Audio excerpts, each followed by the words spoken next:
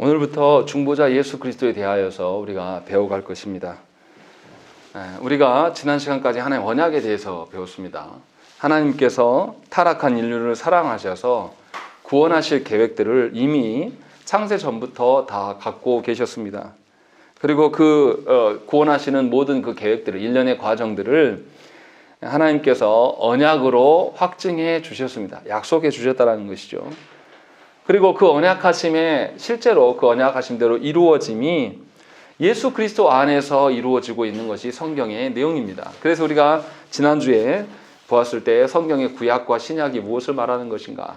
구약은 오실 메시아에 대한 것들을 이야기를 하는 것이고, 신약은 예수께서 오셔서 이루신 구원의 어떠함을, 그래서 사복음서에서는 주님이 살아계신 동안에 하나님 나라의 어떠함을 알려주신 것이고, 사도행전부터 요한계시록까지는 예수님이 죽고 부활하셔서 승천하신 이후에 하늘에서 당신의 어떠함을 어떻게 계시하시는가, 어떻게 본인이 계시지 않는데도 그 모든 것을 이뤄가시는가를 분명히 성경을 통해서 밝혀줌을 우리가 배웠습니다. 그래서 웨스트민스터 신앙고백서에서도 이 모든 언약의 핵심이 누구시냐, 분명히 예수 그리스도 되신다라는 것을 8장 오기 전에 이미 7장 5항에서 밝히고 있어요. 이 언약은 율법시대와 복음시대에 각기 다르게 시행되었다. 율법하에서 언약은 약속들, 예언들, 제사들, 할례, 유월절, 양, 그리고 유대 백성들에게 전해진 다른 모형들과 규례들에 의하여 집행되었는데, 이 모든 것은 오실 그리스도를 예표하였다라고 되어 있습니다. 그러니까 구약의 모든 형태의 것이 예수 그리스도를 바라보면서 예수 그리스도를 바라볼 수 있도록 모형론적으로 주셨다는 거죠. 그러니까 그 실체 되신 예수님이 모든 언약의 주인이시라는 거죠. 모든 언약의 실체를 하시는 것이죠. 그래서 웨스트민스터 신앙고백서가 이렇게 고백을 한 것이고, 성경에서도 동일한 이야기를 합니다. 누가복음 24장 44절부터 47절 말씀에, 또 이르시되 내가 너희와 함께 있을 때에 너희에게 말한 바 곧 모세의 율법과 선지자의 글과 시편에 나를 가리켜 기록된 모든 것이 이루어져야 하리라 한 말이 이것이라 하시고, 이에 그들의 마음을 열어 성경을 깨닫게 하시고, 또 이르시되 이같이 그리스도가 고난을 받고 제3일에 죽은 자 가운데서 살아날 것과 또 그의 이름으로 죄 사함을 받게 하는 회개가 예루살렘에서 시작하여 모든 족속에게 전파될 것이 기록되었으니, 이렇게 되어 있는 것입니다. 무슨 말입니까? 제가 길게 이야기를 했는데, 성경에서도 길게 말하고 있는데, 구약 전체가 구원은 예수 그리스도로 말미암아서, 오실 메시아로 말미암아서 구원이 이루어질 것이고, 그 구원에 대해서 이미 성부께서 성자와 성령 하나님과 창세전에 이미 협의하신, 그 협의하심이 우리가 배웠던 작정이고, 그 작정하신 대로 예수 그리스도께서 그 언약을 다 성취해 보이신다라는 것을 분명하게 성경에서 증언하고 있다, 이렇게 말하고 있는 것입니다. 그러니까 우리의 소망은 하나님께서 약속해 주신 것에서 소망을 찾을 수 있는데, 그 약속의 구체적인 실행자가 예수 그리스도심을 지금 이야기를 하고 있는 거예요. 그래서 우리가 예수 그리스도 안에서 구원의 어떠함을 이야기할 수 있는 것이고, 또 예수 그리스도 안에서 장래의 일들을 소망할 수가 있는 것이에요. 이것이 하나님께서 신앙생활을 영위해가는 모든 사람에게 주시는 가장 구체적인 복이라는 것입니다. 그래서 웨스트민스터 신앙고백서는 8장에서는 중보자 예수 그리스도에 대해서 쭉 이야기를 하고 있습니다. 그래서 언약의 중심이신 예수 그리스도께서 이 땅에 오셔서 무엇을 하셨는가, 그렇게 그 이루심이 어떻게 우리에게 영향을 주는가, 이게 굉장히 중요한 거예요. 예수 그리스도를 떠나서 신앙생활하는 분들, 특별히 예수 그리스도가 아닌 성령님만 부르짖는 은사주의자들은 이것을 전혀 모릅니다. 그래서 은사주의자들이 예배당을 뭐라고 합니까? 성전으로 취하고, 목사를 뭐로 취하는 거죠? 마치 제사장처럼 예수 그리스도께서 안 오신 것처럼 행동하는 거예요. 다시 구약으로 다 돌아가는 거예요. 구약으로 다 돌아가서 이 예배당이 성전이고 성전 건축이 하나님의 뜻이다, 이런 식으로 사기꾼들한테 놀아날 수밖에 없는 거예요. 왜냐하면 예수 그리스도께서 이 땅에 오셔서 우리에게 자유케 하심의 그 의미를 모르기 때문에, 예수 그리스도를 벗어난 신앙생활을 하기 때문에 다시 구약으로 돌아가는 거예요. 그런 점에서 저와 여러분들이 그런 점이 없는지 찾아봐야 되는 것이죠. 헛된 그 망상에 사로잡혀가지고 예수 그리스도께서 오셔서 더 이상 지성소가 없어요.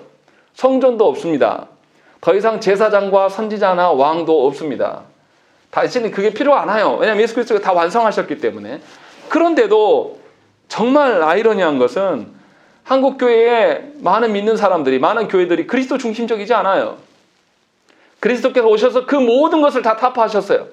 그리고 성경에서도 내가 저 예루살렘 성을 무너뜨리고, 예루살렘 성전을 무너뜨리고 3일 만에 다시 하나님 세우시겠다. 그 의미를 우리에게 분명히 말씀하셨는데도 여전히 구약적 사고에 젖어서 목사를 제사장이라고 하는 사람이 있고, 이 예배당을 성전이라고 말하고 하는 사람들이 아직도 있다는 것입니다. 이것은 하나님이 구원을 베푸시는 것이 분명하게 어떠한 영역이 있는데 그 영역을 바라보지 않는 자들의 악한 습성이에요.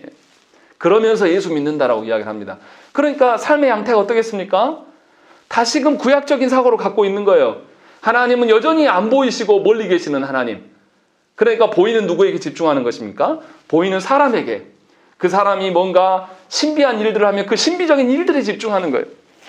그러나 예수 그리스도께서 오심으로 말미암아서 그 신비한 일이 필요가 없어요.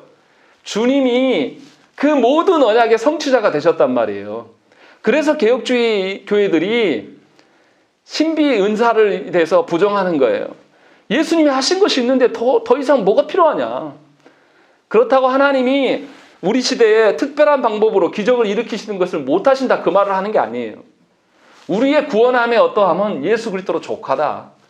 신자의 모든 소망도 예수 그리스도께서 이루셨다. 그렇기 때문에 그 안에서 우리의 소망이 있어야 되는 거예요. 과연 우리 삶이 그러한가? 이것을 말하고 있는 것이 웨스트민스터 신앙고백서의 8장이에요. 우리가 잘 알아들어야 될 게 뭐냐면 웨스트민스터 신앙고백서는 교회의 근간이 되는 장로교회에서의 기준입니다. 제가 만들어낸 것도 아니고요. 제가 주장하는 것도 아니에요. 이미 종교개혁자들이 교회를 세워나갈 때 로마 교회와 다르게 바른 교회됨이 무엇인가를 말씀에 근거하여서 발췌한 거예요. 그러면 당연히 장로교회 성도라면, 장로교회 직분자라면 이 기준으로 살아가야죠. 그래서 예수 그리스도에 대해서, 중보자 예수 그리스도에 대한 것이 얼마나 중요한 것인가, 하나님께서 구원하심에 대한 그 작정의 모든 것이 언약을 통해서 드러났고 언약의 성취가 예수 그리스도를 통해서 이루어지기 때문에 예수 그리스도께서 이 땅에 와서 행하심이 우리에게 어떠한 변화를 주었는가를 굉장히 잘 알아야 되는 거예요. 당연한 겁니다, 이거는. 그래서 모든 삶이 삼위 하나님 중에서 예수 그리스도를 언급을 하는 거예요. 성령 하나님이 아니라. 예수 그리스도가 계셔야지 성령 하나님도 언급할 수 있는 것이죠. 그런 점에서 이 말씀을 우리가 이해를 해야 됩니다. 그래서 여러분들이 이 말씀을 들을 때에 내가 정말로 그리스도 중심적으로 살아가고 있는가를 점검하셔야 돼요. 그냥 아무런 생각 없이 공부하는 식으로 이렇게 보면 이게 무슨 말인지 잘 와닿지가 않습니다. 자, 그러면 우리가 읽었던 오늘은 1항과 2항을 할 텐데요. 1항에서는 무엇을 말하고 있는가? 예수께서 이 땅에 오셔서 행하신 바에 대한 이야기가 언급되어 있습니다. 두 번째 줄 보시면 중보자, 선지자, 제사장, 왕, 자신의 교회의 머리와 구주가 되시고 만유의 후사가 되시고 심판자가 되어주신다라고 이야기를 하고 있는 것입니다. 이것이 중요한 거예요. 하나님의 그 구원의 목적, 영원하신 그 목적을 예수 그리스도를 통해서 이루십니다. 이것은 이미 우리가 웨스트민스터 신앙고백서 3장에서 중보자에 대한 언급을 했었습니다. 3장 5항에서 뭐라고 했냐면 하나님은 생명애로 예정된 사람들을 세상의 기초가 놓이기 전에 자신의 영원하고 불변한 목적과 자신의 뜻의 비밀스러우신 계획과 선하신 기쁘심을 따라서 그리스도 안에서 영원한 영광에 이르도록 순전히 거저주시는 자신의 은혜와 사랑으로 말미암아 선택하였다라고 되는 것입니다. 그러니까 예수 그리스도 안에서 구원의 어떠함을 이루실 것들을 이미 창세 전에, 창조하기도 전에 이미 삼위 하나님이 협의하셨어요. 그래서 창조 이후의 구약 백성들도 다 오실 메시아에 대한 믿음으로 말미암아 구원받는 거예요. 율법을 지킴으로 구원받는 게 아니에요. 어떤 신비적인 일들을 보여줌으로 말미암아 구원받는, 그 구원하고 아무 상관이 없는 거죠. 예수 그리스도를 통하여서 구원받으심을 이미 3장에서도 언급을 했고 이 중보자로 우리 가운데 예수 그리스도께서 오셨다는 것이죠. 그래서 에베소서 1장 4절과 5절 말씀도 동일한 이야기를 합니다.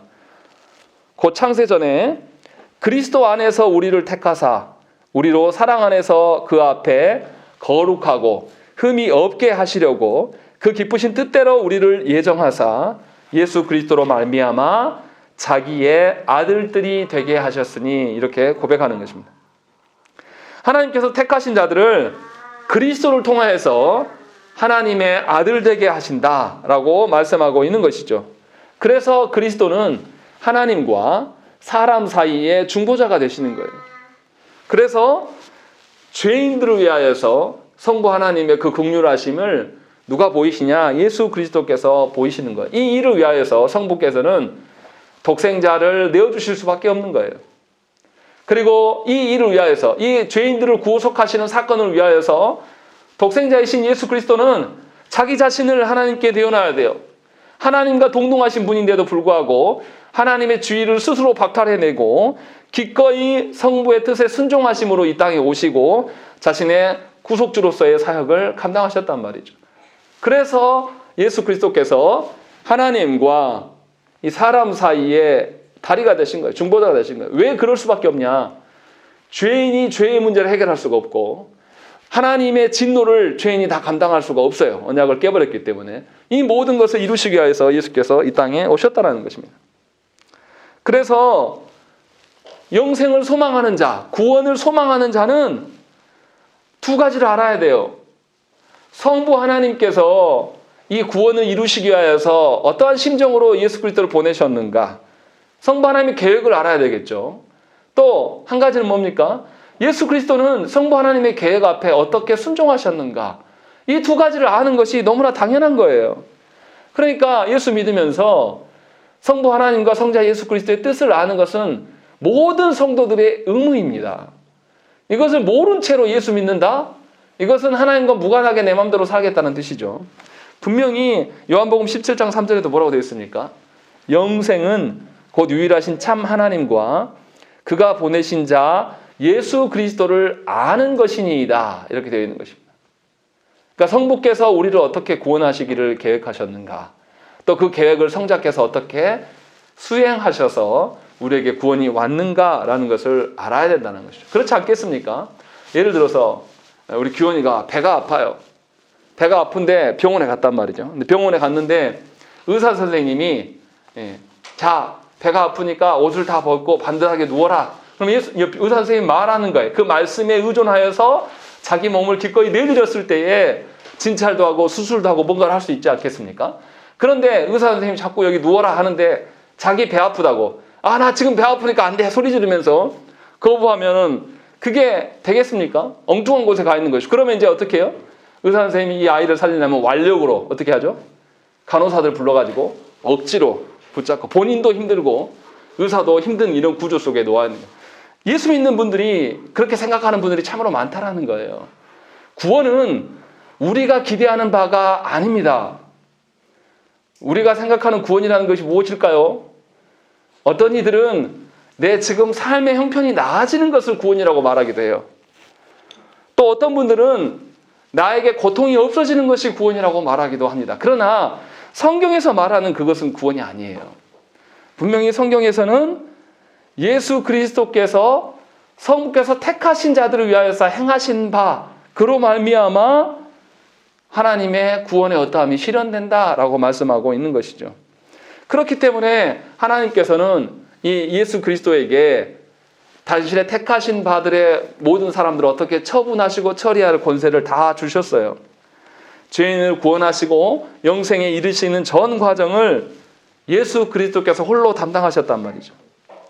그래서 우리가 예수 그리스도께서 이루신 구원의 십자가를 중요시 여기고 십자가 사건 이후에 주께서 가르치신 바대로 살려고 예를 쓰는 거예요.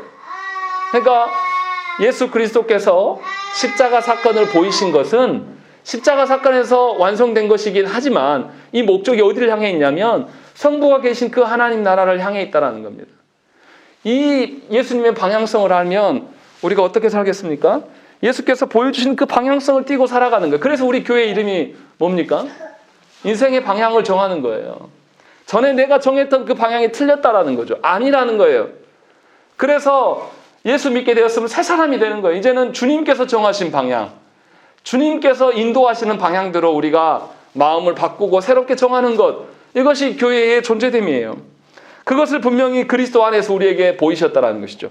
그렇기 때문에 구원의 실체의 어떠함은 우리의 기대하는 바가 절대 아니라 삼위 하나님께서 계획하신 것과 그 계획하신 것을 예수 그리스도께서 순종하심으로 말미암아 그 구원의 실체가 드러난 겁니다. 그래서 예수 그리스도 중심적으로 사는 것은 너무 당연한 것이고, 구원을 소망하는 모든 사람들은 성부와 성자 예수 그리스도에 대해서 아는 것이 가장 기본적인 소양인 겁니다. 알지 못하고 믿는 것은 다른 종교들에서 원하는 방식이에요. 다른 종교는 어떻습니까? 여러분들 삼신 할머니한테 막 비는 할머니들 물어보세요. 삼신 할머니가 누구고, 삼신 할머니가 당신을 위해서 무엇을 하셨고, 삼신 할머니가 도대체 어디서부터 온 분입니까? 라고 물어보세요. 아시는가? 하나도 몰라요. 그냥 삼신 할머니가 뭐 점지해준다 뭐 이런 정도밖에 모르고 아무것도 몰라요. 그냥 자기 소원만 비는 거예요. 삼신 할머니가 기뻐하시는 것이 뭔지 아무 상관없이 그냥 자기 소원 냅다 그냥 비는 겁니다. 이런 방식으로 예수 믿지 말라라는 거예요. 이것은 예수 그리스도께서 이 땅에 오심, 중보자 되심을 무시하는 거예요. 분명히 예수께서 이 땅에 오셔서 무엇을 하셨습니까? 여기 나와 있는 것처럼, 1항에 나와 있는 것처럼 세 직분에 대한 이야기가 나와요. 선지자, 제사장, 왕. 이게 왜 필요합니까? 하나님께서 죄인 스스로 죄의 문제를 해결할 수 없음을 잘 아셔요. 그래서 하나님의 거룩하신 뜻이 무엇인지를 잘 몰라요, 사람들이. 죄인들은. 그래서 거룩한 삶을 또 살아갈 수도 없는 자들이기 때문에 하나님께서 구약 백성들에게 그렇게 살 수 있는 방편, 거룩하게 하시려고 제사장을 두셨고, 하나님의 거룩하신 뜻을 알게 해주시려고 선지자를 세워놨고, 또 하나님의 뜻대로 살아갈 수 있도록 그 다스림을 행하다라고 왕을 세워놓으셨단 말이에요. 그렇게 해서 당신의 백성들을 인간 제사장과 인간 선지자와 인간 왕을 통해서 이들을 인도해 가기를 원하셨어요. 물론 각 제사장과 선지자와 왕이 인간이기 때문에 타락하여서 때로는 자신의 욕망에 휩싸여서 사울 왕처럼 하나님의 왕직을 본인이 취하는 그런 방식으로, 본인이 결정하는 방식으로 쓰는 왕을 하나님 버리셨습니다. 분명하게 완벽하게 이루실 구원의 어떠함을 하나님 앞에 순종하는 왕을 하나님께서 원하셨어요. 그런 방식으로 구약의 모든 사람들을, 언약 백성들 하나님 이끄셨어요. 그런데 이제는 예수 그리스도께서 오셔서 이 구약의 직분자들의 한계를 다 해결하셨어요. 이제는 사람의 선지자, 사람의 제사장, 사람의 왕이 필요가 없어요. 왜냐하면 예수 그리스도께서 이 모든 일을 다 감당하셨기 때문에. 그래서 예수님이 어떻게 하십니까? 우리의 죄를 해결하시는 분이에요. 그래서 우리의 대제사장 되시죠. 또 예수님이 어떻습니까? 하나님 나라의 그가 어떻고 하나님의 뜻이 무엇인지를 그가 살아계신 동안에 말씀을 통하여서 알리셨단 말이죠. 그리고 또한 우리가 하나님의 뜻대로 살 수 있도록 모든 다스림의 권한을 예수님께서 승천하심으로 말미암아 성부의 우편에 앉으셔서 모든 권한을 쥐고 계심, 이미 승리하셨음을 우리에게 보여주신다는 것이죠. 이 모든 것들이 예수 그리스도 안에서 이루어놓으신 거예요. 그러니까 우리는 우리의 죄의 문제나 우리의 거룩의 문제나 우리가 소망하는 문제나 우리가 하나님의 뜻대로 살아가는 모든 문제를 예수 그리스도 안에서 찾을 수가 있는 것입니다. 그러니까 신자는 예수 그리스도 안에서 모든 것을 이룰 수 있고 이겨낼 수 있고 살아갈 수가 있는 거예요. 그러니까 모든 신자에게 예수 그리스도 중심적인 삶은 너무나 당연한 거예요. 구원받은 사람이라면 가정 안에서도 우리의 가정의 어려움과 괴로움과 기쁨과 즐거움의 모든 원천이 주님이시다라는 이야기가 나와야 돼요. 이를 위하여서 가정 예배를 드리라고 그렇게 부탁을 드리는 겁니다. 사람에게 보이려는 것이 아니라 하나님이 예수 그리스도께서 우리의 가정 되셔서 우리 지금 가정 안에 어떤 문제가 있고 또 우리 가정 안에 어떤 기쁜 일이 있을 문제가 있으면 있음대로 낙심되지 않도록 주님이 우리를 붙들고 계심을 깨닫게 하시기 위해서 가정 예배를 드리는 것이고, 또 우리 안에 좋은 일이 있어가지고 그 좋은 일에 덧치돼가지고 우리가 교만해지지 않도록 하나님께 겸손의 어떠함을 모든 그 근원이 하나님으로부터 오는 것을 확인하려고 가정 예배를 통하여서 예수 그리스도의 주인 되심을 확인하라고 하나님께서 베푸신 것이죠. 그래서 예수님께서 삼중직을 감당하셨다. 즉 우리의 죄의 문제, 거룩의 문제, 하나님의 뜻대로 살아가는 모든 문제가 주님 안에 있다라고 말씀하고 있는 것입니다. 그래서 우리가 무엇을 위해서 기도해야 되겠습니까? 주님께서 이루신 그 삼중직의 의미를 우리한테 적용하여서 과연 우리가 하나님의 말씀을 잘 이해하는가, 그리고 이해된 그 말씀대로 우리 가정을 세워가기를 원하는가, 이런 것들을 잘 살펴야 돼요. 건축을 할 때 어떤 식으로 합니까? 처음에 건축 설계할 때 건물 주인 된 사람하고 상의해요. 그래서 가능한 것들에 대해서 설계를 꾸며요. 그리고 그 설계가 된 것을 바탕으로 해서 집을 지어갑니다. 설계되는 대로 하지 않으면 어떻습니까? 반드시 건물이 하자가 생기는 거예요. 우리가 아침에 불렀던 찬양, 우리가 하나님께 주신 가정을, 집을 지어가는데 이 땅 가운데서 하나님이 말씀하신 대로 우리가 설계되는 가정을 꿈꾸지 않으면 분명히 하자 있는 가정이 될 수밖에 없어요. 그것으로 인하여서 평생 고통당할 수밖에 없는 것입니다. 그래서 예수 그리스도 안에서 모든 것을 발견하라고 그리스도의 그 삼중직을 이루셨다는 것이죠. 그뿐만 아니라 삼중직 다음에 뭐가 나옵니까? 자신의 교회의 머리가 되어주셨다라는 것입니다. 예수 그리스도께서 머리가 되어주셨으면 우리는 뭡니까? 그의 몸이 된 것이죠. 그래서 우리에게 보여주는 이 유익이 무엇입니까? 우리 사람들 간의 화평을 우리는 의논할 필요가 없어요. 왜요? 성부 하나님께서 성자 예수 그리스도로 말미암아서 우리의 머리가 되게 하시고 우리는 몸이란 말이에요. 그러면 우리는 이 머리가 명령한 대로 우리가 한 몸을 이뤄가는 겁니다. 이 사람이 사랑할 만해서 사랑하는 것이 아니라 예수 그리스도의 머리가 있기 때문에 그 머리에 순종하는 마음으로 이 사람을 사랑하는 거예요. 세상의 방식은 뭡니까? 이 사람이 나에게 유익이 되고 사랑할 만하면 사랑해요. 그런데 주님의 방식은 이 사람이 엉망진창이에요. 나를 늘 괴롭게 한단 말이에요. 그런데도 이 사람이 주님의 몸이라고 여겨지면 사랑하라는 거예요. 주님 때문에 인내하라는 거지, 그 사람이 그럴만해서 사랑하라고 말하는 사랑이라면 그것은 사랑이 아닌 것이죠. 주님은 그런 방식으로 우리를 교회되게 하셨고 교회로 묶어놓으신 거예요. 그러니까 다음 주에 우리가 성찬식을 할 텐데 성찬식에 연합됨에 두 가지가 있죠. 첫째는 누구와 연합입니까? 그리스도와 연합되는 거예요. 내가 과연 정말로 그리스도 머리 되심을 인정하고 그리스도의 말씀 주심에 순종하는 자인가를 돌아보라는 거예요. 순종하지 않으려고 발버둥을 치는 것인지 순종하려고 하는데 능력이 부족한 것인지를 확인하라는 거죠. 두 번째는 누구와의 연합이에요? 내가 그리스도와 연합되어 있으면 당연히 나 이외에 그리스도의 몸으로 서 있는 다른 지체들도 연합될 거 아닙니까? 그래서 정말로 내가 다른 사람들을 그리스도 때문에 참아주고 인내하고 사랑하고 있는가를 일주일간 돌아보시라는 거예요. 이것이 그리스도께서 우리의 머리 되심의 확증인 것이죠. 그래서 그리스도께서 교회의 머리가 되어주셔서 교회, 성도는 성부 하나님과의 화평을 그리스도로 말미암아 이룰 수 있는 것입니다. 또한 성도들 간의 그 화평 역시도 이 땅의 화평이 아니라 하늘의 화평이 돼야 되는 거예요. 그래서 먼저 믿은 분들이 나중 믿는 가족의 구성원들이나 다른 사람들에게 무슨 화평과 무슨 사랑을 전해야 되겠습니까? 하나님이 말씀하시는 화평과 사랑을 전해야 되는 것이지 여러분들이 갖고 있는 세상의 사랑 정도를 전하면서 내가 참았노라 인내하노라, 이거는 그리스도 중심적인 삶이 아니에요. 우리가 무엇에 대해서 참아줘야 되겠습니까? 아까도 세례교육을 하는데 그 이야기를 하시더라고요. 참아주려고 하는데 어디까지인지 잘 모르겠다.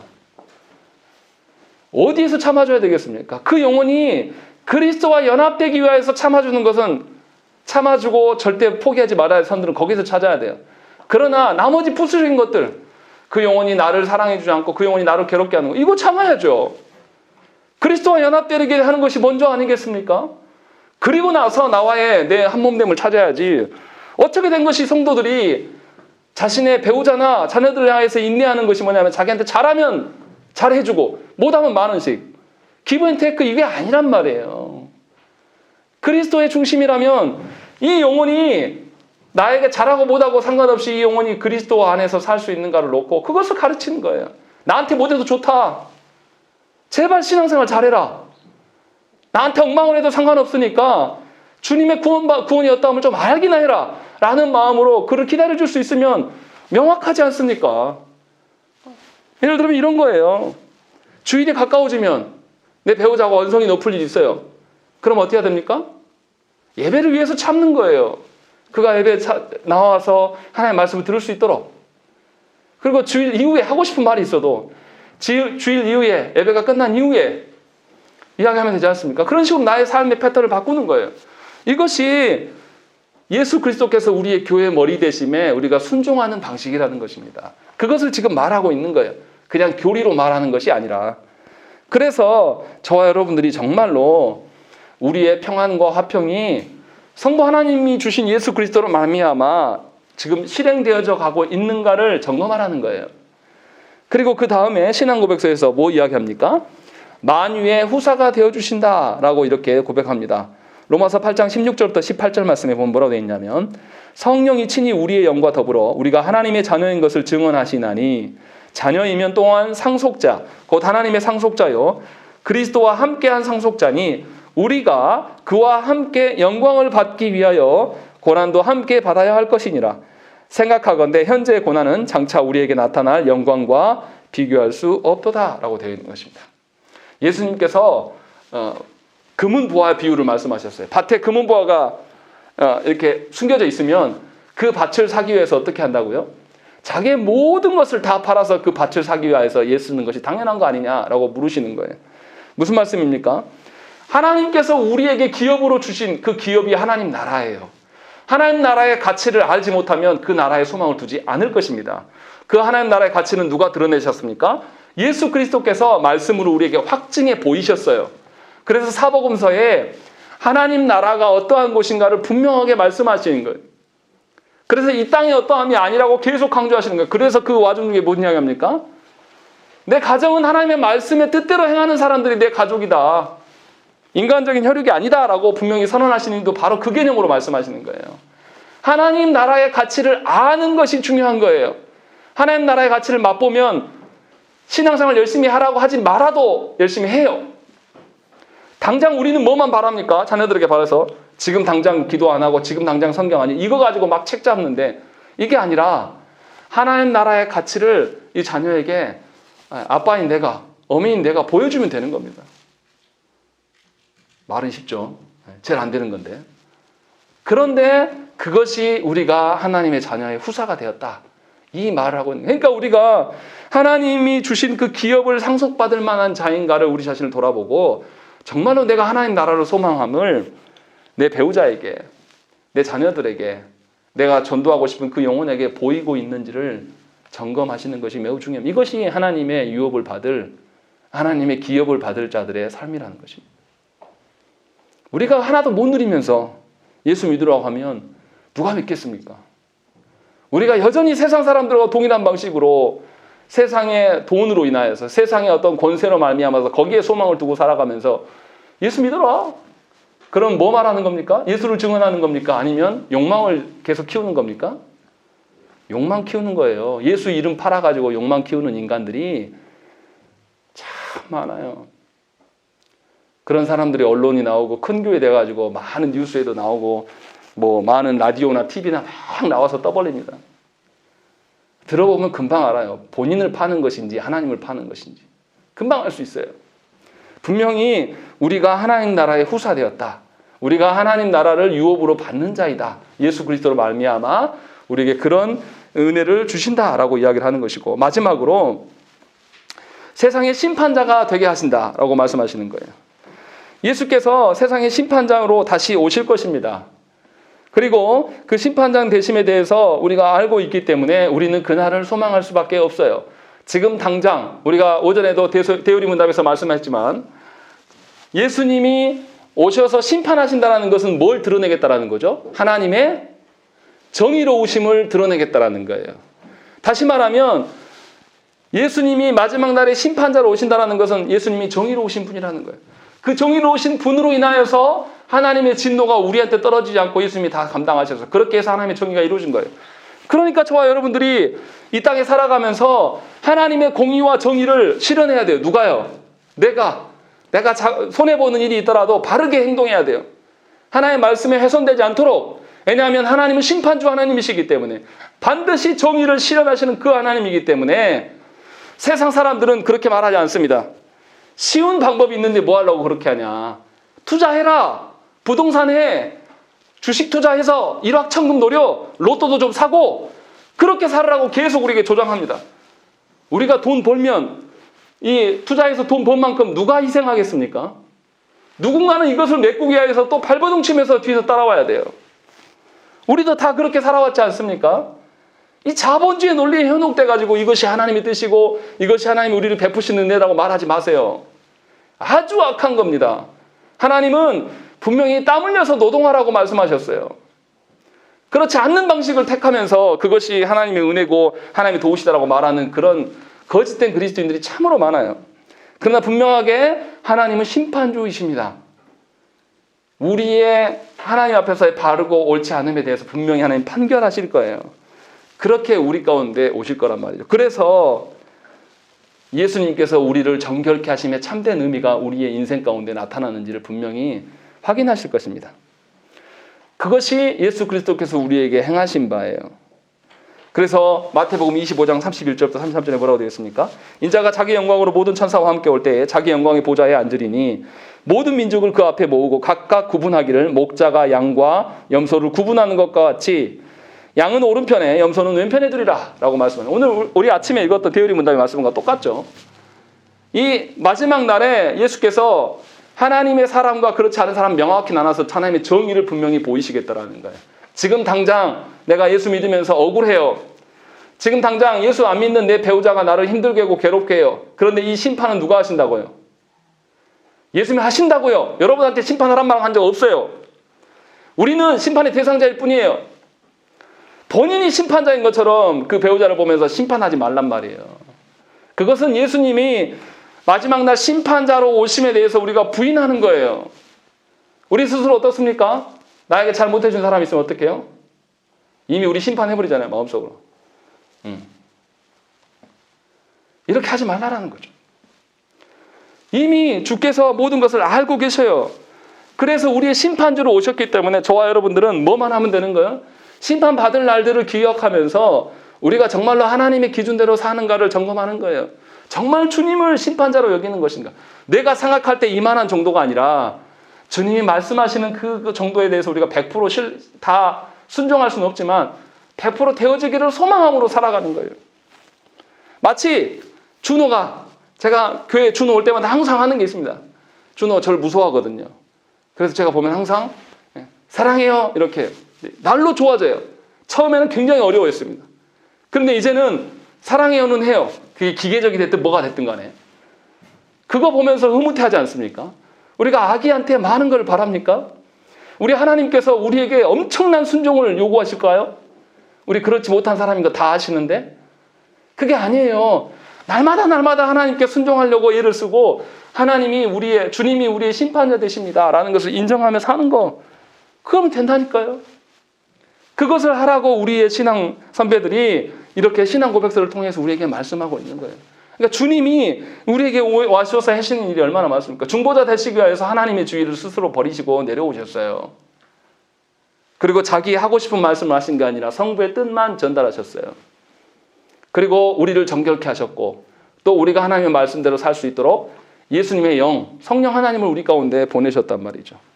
그리고 우리의 교회의 머리가 되어주셔서 우리와 한 몸으로 살아가세요.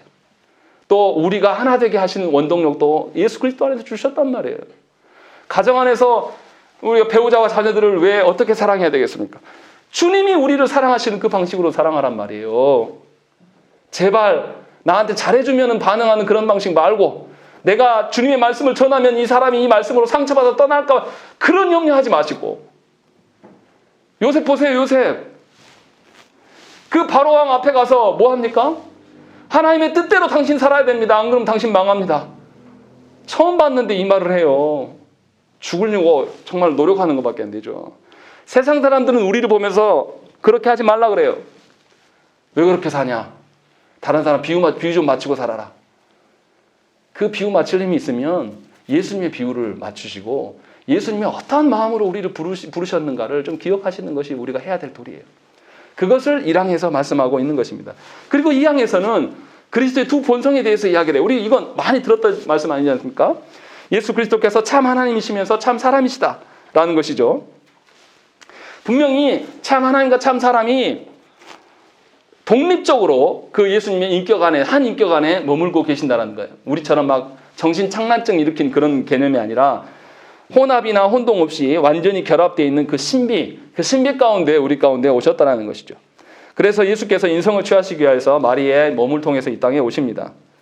그러나 생육법을 따르지 않고 성령께서 그 안에서 창조의 과정을 거쳐서 이 땅에 오셨습니다.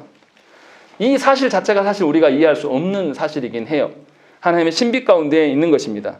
그런데도 이 하나님의 신비를 하나님께서는 감춰두시지 않으시고 이해하든 못하든 간에 우리에게 어떻게 했습니까? 하나님이 마리아의 뱃속에 예수 그리스도를 잉태케 하신 다음에 누구에게 알리셨어요? 마리아와 요셉에게 알리셨어요. 그래서 그분이 하나님으로부터 온 분이라는 것을 하나님이 알려주시지 않으면 우리가 알 수 없기 때문에 그것을 우리에게 고지하여 주신 것이죠. 그래서 이 성자께서는 하나님이시면서도 더러운 우리 육신의 몸을 입고 이 땅에 오셨어요. 그러나 예수 그리스도를 믿지 않는 사람들은 이 사실을 믿겠습니까? 못 믿어요. 유대인들이 그 예수님의 그 역사하심을 믿지 못했습니다. 그래서 예수님을 뭐로 본 거죠? 인간적인 육신의 눈으로 바라본 거예요. 저와 여러분들이 예수님이 참 사람 되시고 참 하나님 되심에 대해서 우리 인간적인 두뇌로 이해하려고 하면 알 수가 없어요. 무슨 말이냐면 예수님이 참 사람이셨기 때문에 우리의 고통과 아픔에 대해서 모르실 리가 없다는 거예요. 우리는 어려움 처음 흔히 하는 말, 아무도 몰라, 내 고통 나밖에 몰라, 이런 소리 잘 하는데요. 주님은 다 하세요. 우리의 필요가 무엇인지도 다 합니다. 우리가 필요 이상의 것을 어떤 것을 요구하는 것도 다 하십니다. 그래서 그런 거 구하지 말라라는 거예요. 그래서 하나님의 뜻과 하나님의 의를 위하여서 먼저 구해라. 그러면 너에게 필요한 만큼을 하나님 채우시겠다라고 이야기하는 거예요. 우리는 어떤 존재냐면 필요 이상을 주면 거기에 푹 빠져가지고 정신을 놓는 존재예요. 어떻습니까? 저 보세요. 날씬하고 보기 좋습니까? 아니잖아요. 막 턱도 2개고. 하나님이 필요 이상으로 먹을 것을 공급해 주시니까 주체를 못 해가지고 이 모양이 되는 거예요. 그래서 어떻습니까? 피 검사하면 당도가 높게 나오고 막 이런 것들이다. 사람은 그런 존재라니까요. 너무나 이렇게 풍요롭게 줘도 안 되고 마치 여러분들 금붕어 키워보셨습니까? 금붕어 키우면 어떻습니까? 하루에 밥 2번씩 줘오면 금붕어 어떻게 돼요? 배 터져 죽어요. 준 대로 다 먹거든요. 우리가 그런 존재란 말이에요. 그래서 우리가 분별할 수 없기 때문에 하나님의 어떠하심으로 말미암아 우리 가운데 필요한 것을 다 하셔요. 그것이 참 사람 되심이에요. 그렇게 안 하셔도 아시는 분인데 일부러 사람 되어주셔서 우리의 어떠함을 다 반영하시고 죄 없으신 분으로 오셔서 하나님의 진노를 다 감당하셨단 말이에요. 하나님의 진노를 감당하시는 측면에서는 사람이면 못해요. 그렇기 때문에 하나님으로서 그 일들을 감당하셨다는 것이죠. 그것이 우리 안에 일어난 일이에요. 그래서 다윗도 시편 110편에서 뭐라고 합니까? 그리스도를 주로 고백해요. 다윗이. 예수님이 아직 안 오셨는데 오실 메시아를 자기보다 한참 자신의 후손으로 오실 그분인데도 상관없이 그 메시아를 향하여서 주님, 나의 주인님라고 고백하는 것이 이미 말씀 가운데 있는 거예요. 그래서 예수님이 유대인들에게 뭐라고 합니까? 다윗도 나에게 주인이라고 주님이라고 고백했다. 그런데 너희들이 그렇게 하냐라고 말씀하시는 거예요.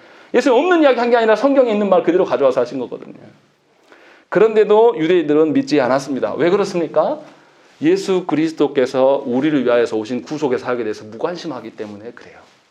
예수를 믿어도 예수님의 하신 일과 성부께서 우리에게 구원을 위하여서 계획하신 바에 대해서 무관심한 사람들은 자기 힘으로 살아갈 것입니다.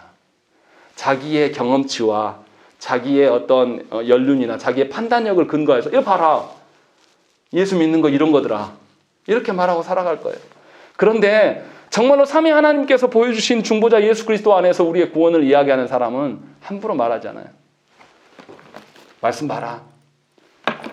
성령께서 기도를 통해서 너에게 깨닫게 하실 거다. 이 말을 하는 게 정상이에요. 그러니까 잘 분별하셔야 돼요. 내 주위에 정말로 하나님의 어떠함을 나에게 증거하는 것인지 자신의 죄악의 어떠함을 묻어서 나한테 전달하는 것인지 잘 구별하셔야 돼요. 그것은 신앙생활이 아닙니다. 분명하게 예수님은 하나님이시며 또 사람이셔요. 그래서 예수님이 우리한테 무엇을 주기를 원하시냐면 이 땅의 영광이 아니라 하나님의 영광을 주시기를 원하시는 거예요. 그래서 하나님의 뜻을 우리에게 보이셨고 하나님이 이렇게 계획하실 것이니까 너희도 그 하나님의 계획하심에 맞춰서 너희 인생을 설계하고 너희의 가정의 소원을 그 안에서 빌어라 라고 하면서 하나님께서 우리에게 알리신다는 것이죠. 이 일들을 하나님께서는 이미 창세 전부터 계획하셨고 삼위 하나님께서 협의하셨어요. 그래서 성부의 뜻대로 성자 예수 그리스도 순종의 모습을 보이시고 성령 하나님도 자신의 어떠함을 드러내는 것이 아니라 성자 예수 그리스도와 성부 하나님을 드러내는 방식으로 일하신단 말이에요.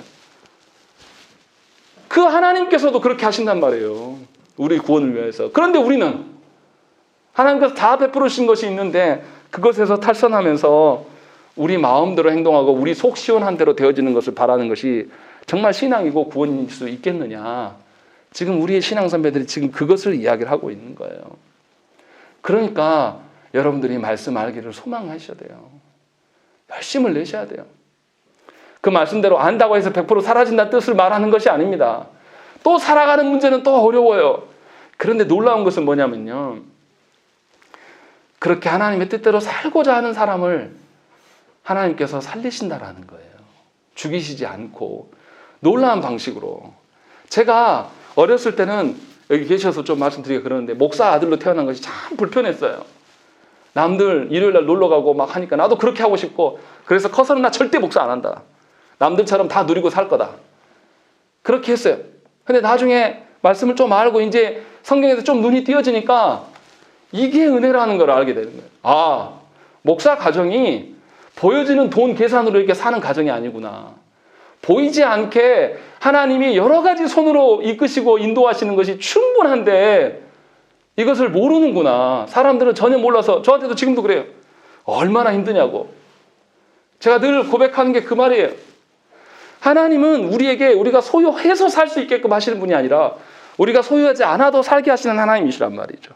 그것을 믿으시라는 거예요, 여러분에게. 그 어떠함이 어디에 있냐? 바로 예수 그리스도 안에 있다라는 것입니다.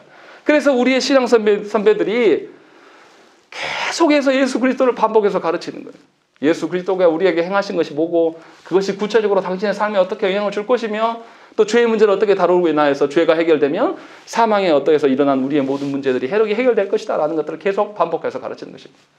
정말 바라기는 여러분들이 이러한 믿음의 확신 가운데 거하시기를 축원해요. 그래서 정말로 그리스도 안에서 소망을 바라고 살기를 원해요. 우리 가정 안에 재정이 바닥나고 또 우리 안에 관계들이 깨어지고 모든 것이 다 부서져 내리는 것 같은데 놀랍게도 하나님이 평안을 주시는 사람은 그 속에서 날마다 기쁨을 노래하면서 삽니다. 여기 안 계셔서 제가 말씀드리는데 김석현 선생님이 그래요.